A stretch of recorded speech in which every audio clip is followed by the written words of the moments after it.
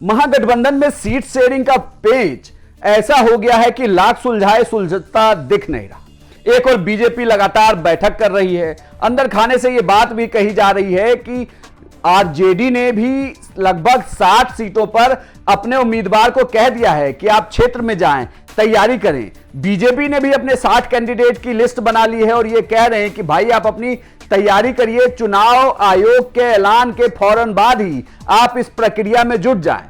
लेकिन उन गठबंधन के साथी दलों का क्या होगा जो लगातार इस आस में बैठे हैं कि साहब एक टेबल पर बैठ जाएं, सीटों के बारे में बता दें, पहले संख्या बता दें, फिर सीट बता दें। हम भी अपने उन कार्यकर्ताओं को कहें कि भाई आप भी तैयारी में जुट जाएं, क्योंकि यह विवाद अब हर तरफ बढ़ रहा है। चर्चा इस वीडियो में महागठबंधन के सहयोगी दल जेएम की।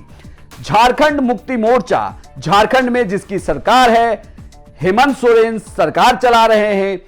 झारखंड मुक्ति मोर्चा की ओर से 12 सीटों की मांग की गई है महागठबंधन में। अब आप इसे सोचिए कि जिस महागठबंधन में ऑलरेडी सीटों के पेच में सब कुछ फंसा हुआ है, उसी महागठबंधन में अगर पड़ोसी राज्य की मुख्य पार्टी 12 सीटों की डिमांड करती है तो इसे सुलझाया कैसे जाएगा? 12 सीटों का डिमांड है।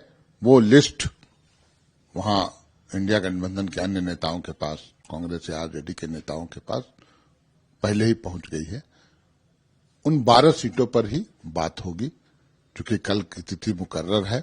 हमारे 2 नेता जा रहे हैं बिहार, पटना में बात करेंगे तेजस्वी यादव से और औपचारिक रूप से फिर घोषणा होगी। अंतिम निर्णय के लिए, विचार विमर्श के लिए कल हमारे 2 वरीय नेता जा रहे हैं पटना और 12 सीट की जो फहरिस्त है उसमें बात होगी कि हम कितनी सीटों पर, हमारी मांग तो 12 सीट की है, लेकिन बातचीत में कुछ हो सकता है, कुछ कॉम्प्रोमाइज हम करें। ये डिपेंड करेगा कि किस तरह की बातचीत, किस माहौल में बातचीत हो रही है और हमारी राजनीतिक हैसियत जो है उस अनुसार हमें सीट चाहिए और लगभग सहमति भी बनी हुई है। तो एक बार अंतिम निर्णय का घोषणा का हम लोग इंतजार करें। निश्चित रूप से हमें ससम्मान वहां जगह मिलेगा। देखिए, ऐसा है, जनाधार की जहां तक बात है, विगत 4-5 सालों में झारखंड मुक्ति मोर्चा की लोकप्रियता, हमारे नेता की लोकप्रियता और हमारी ग्राफ क्या बढ़ी है वो किसी से छुपी नहीं है। पिछले बार हम कितने सीट जीते थे झारखंड में, इस बार हम कितने सीट जीते, 1-2 साल का जो घटनाक्रम रहा, निसंदेह तमाम लोग ये मानते हैं कि माननीय हेमंत सोरेन जी सर्वाधिक लोकप्रिय नेता, मुख्यमंत्री आज देश में हैं, जो एक ताकत, एक जज्बा दिखा संघर्ष करने का तानाशाही ताकतों के खिलाफ। उसका असर बिहार में भी है, वहां भी हमारे लोग हैं, वहां भी हमारे चाहने वालों की तादाद बढ़ी है, हमारा जनाधार बढ़ा है, सीमावर्ती क्षेत्रों में हमारे लोग रहते हैं। इसलिए पिछला ट्रैक रिकॉर्ड उठाकर अगर आप देखेंगे, पहले भी 1 सीट हम लोगों ने जीता था एक समय में। अभी जो माहौल है उसमें हम 12 सीटों पर करारी शिकस्त देने को तैयार हैं विरोधियों को। लेकिन ठीक है, बातें होंगी तो कोई बीच का रास्ता निकलेगा, सर्वमान्य रास्ता निकलेगा।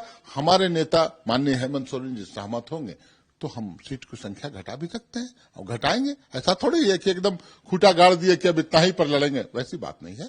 बातचीत से हल निकल जाएगा और जो भी अंतिम निर्णय होगा वो सर्वमान्य होगा। 12 सीटों की मांग तो कर दी गई है, लेकिन क्या ये मांग मान ली जाएगी? हालांकि जेएम की तरफ से ये कहा जा रहा है कि ये उनकी पार्टी की डिमांड है। ये डिपेंड करता है कि पार्टी कितनी सीट उन्हें ऑफर करती है, यानी कि आरजेडी कितनी सीट ऑफर करती है, महागठबंधन कितने सीट उन्हें देती है।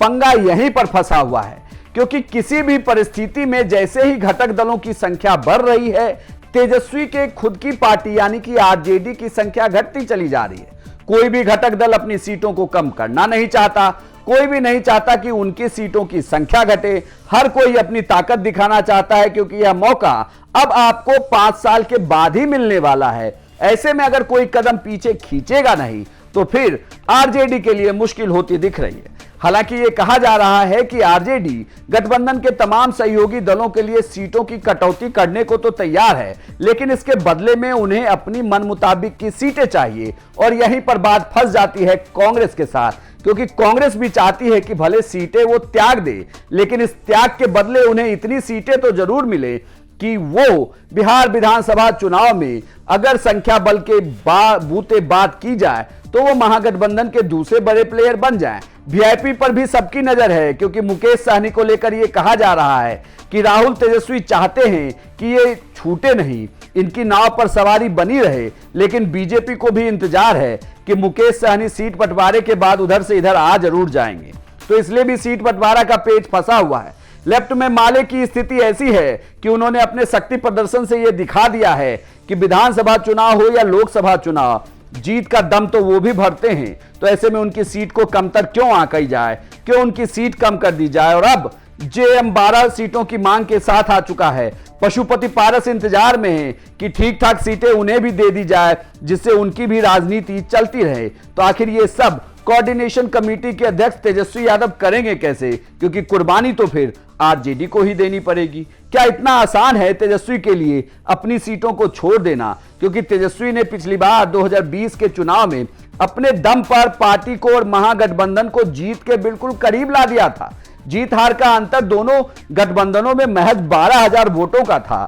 तो जो तेजस्वी अपनी पार्टी को ए टीम बनाकर चुनाव की अगुवाई कर रहे थे, अगर इस बार सीट शेयरिंग में उनकी पार्टी की सीटों की संख्या ही कमतर हो जाएगी गठबंधन के साथी दलों को साथ लाने के चक्कर में, तो क्या जीत सुनिश्चित हो पाएगी या नहीं, वो भी देखना जरूरी है। क्योंकि इस बार एक तीसरा फोर्स भी मैदान में है, वो है प्रशांत किशोर की जनसुराज। तो देखना होगा कि जेएम और दूसरे गठबंधन दलों को किस तरीके से सीट ऑफर करते हैं तेजस्वी यादव, और क्या उनकी बात मानी जाती भी है या नहीं। आपकी क्या राय है, हमें कमेंट बॉक्स में लिखकर जरूर बताएं। और बिहार की तमाम खबरों के लिए आप देखते रहिए सिर्फ बिहार तक। देखिए, लगातार जो है इस तरह की घटनाएं जो है सामने आ रही है, चाहे राष्ट्रगान का अपमान का हो, चाहे जिस भाषा का प्रयोग एक मुख्यमंत्री पूर्व मुख्यमंत्री के प्रति करते हो, या महिलाओं की बात हो, या कल जिस तरीके से उनके हाथ जोड़ने का या इशारे का जो तस्वीर हम लोगों के सामने आया है, ये साफ तौर पर दिखाता है कि अब नीतीश कुमार जी जो है बिहार चलाने के योग्य नहीं रह गए। अब उनकी स्थिति जो है ठीक नहीं है। उनका चेहरा आगे करके कुछ लोग जो है सिंडिकेट जो है रिटायर्ड अधिकारियों का हो, या चंद जनता दल यूनाइटेड में ऐसे नेता हैं, वो उसका इस्तेमाल कर रहे हैं अपना तिजोरी भरने के लिए। तो सबका भी आने वाले समय में सबका पोल जो है खुलेगा ही, लेकिन जो तस्वीरें हम लोग जो देख रहे हैं नीतीश कुमार जी की, वो बेहद हमको तो ठीक नहीं लगता। मगर सर, नाराजगी एनडीए में चल रही है, सब कुछ ऑल इज वेल की बात करें, मांझी जी को मनाने के लिए सब लोग अब आप जाइए, अब उन लोग से बात कीजिए। सर, ये समय पर ठीक हो पाएगा, क्योंकि देखिए अब कौन नाराज है नहीं है इसमें तो हम नहीं बता पाएंगे, है ना। जो नाराज है उनसे बात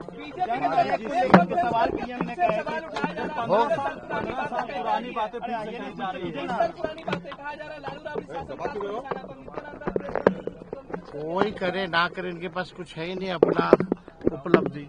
जिसके पास उपलब्धि नहीं है, 20 साल का हिसाब जो नहीं देना चाहते हैं, विजन जो नहीं बताना चाहते हैं, वो गाली देने के अलावा, पुरानी सरकारों को कोसने के अलावा और क्या कर सकते हैं।